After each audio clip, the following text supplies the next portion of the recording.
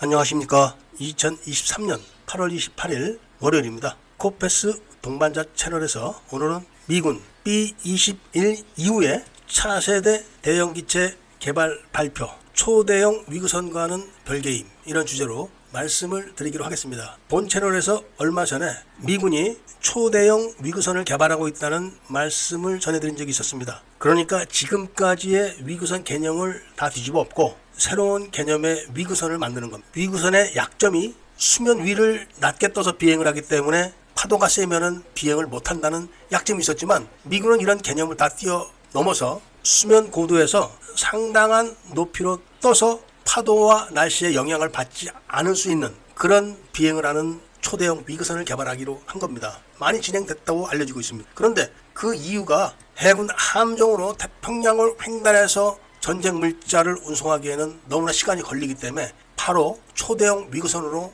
태평양을 하루 정도에 횡단하는 그런 위구선을 만드는 것을 목표로 하고 있다고 말씀을 드렸습니다. 그리고 그 목적이 중국을 공격할 때 사용하기 위한 것이라는 말씀도 덧붙여서 드렸죠. 그런데 이번에는 그런 위구선 개념이 아니라 공군의 초음속 수송기 개념으로 개발하고 있는 겁니다. 물론 이 개념은 최근에 연구한 게 아니라 1940년대부터 개발을 하고 연구했던 바로 B-21 디자인 형태의 개념인 겁니다. 그러니까 비행기 바디가 그냥 다 양력을 받는 그런 형태죠. B-21이 초첨단 스텔스 기능에 역점을 둔 그런 기체라면 이번에 개발하는 기체는 그렇게 초첨단 스텔스 기능까지는 아닙니다. 그리고 개념이 B-21과는 조금 다릅니다. 많은 밀매분들께서는 B-1B 폭격기의 몸체가 다른 비행기의 몸체하고 좀 다른 거를 느끼셨을 겁니다. 그 몸체에 가변형 날개를 달고 초음속으로 비행하는 게 B-1B인데 바로 그 몸체를 대형화시킨 겁니다. 그리고 작은 날개를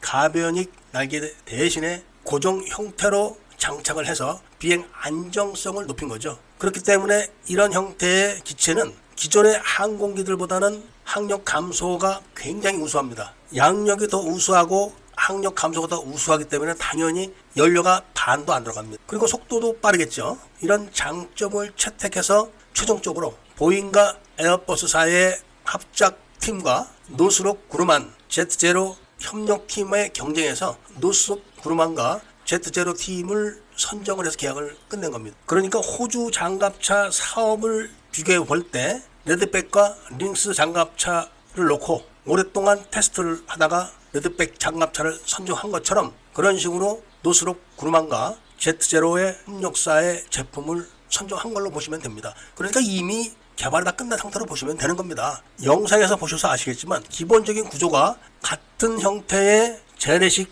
항공기보다 탑재량이 3배에서 4배 정도가 더 많다는 겁니다. 그리고 연료 소모는 반도 안 들어가고 속도는 더 빠르다는 거죠. 미군은 이거를 수송기에 대한 이야기로 일관하고 있지만 내심은 B-51을 대체하는 그런 폭격기를 구상하고 있는 겁니다. 현재 B-52에다가 극초음속 미사일을 장착하는 작업을 다 마친 것을 제가 말씀을 드린 적이 있었습니다. 그런데 이런 신형 항공기에다가 극초음속 미사일을 장착하게 되면은 B-52 4대를 한 대가 하는 그런 효과를 갖는 겁니다. 이것은 B-21 스텔스 폭격기로 선제 타격을 하고 그 후속으로 이런 신형 기체가 극초음속 미사일이나 순항 미사일 이런 거를 대규모로 투하할 수 있다는 것을 말하는 겁니다. 그것도 B-52 4대를 띄웠을 때 이런 신형 항공기 한 대를 띄우면서도 비용은 훨씬 더 적게 들어가는 거죠. 이게 바로 군사적인 목표치지만 미군은 이거를 발표하지 않고 대신 이 항공기를 개발해서 민간에게 이양한다고 이야기를 하고 있습니다. 왜냐하면은 지금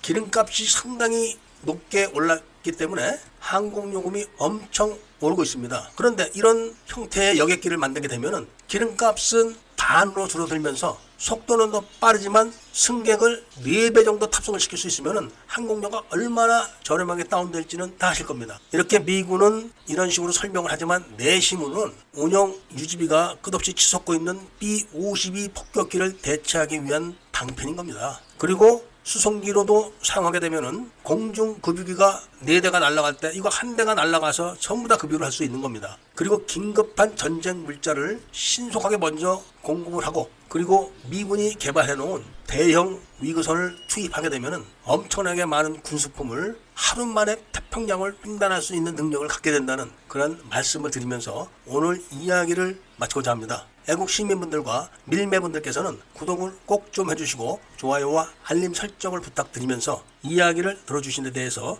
감사드립니다.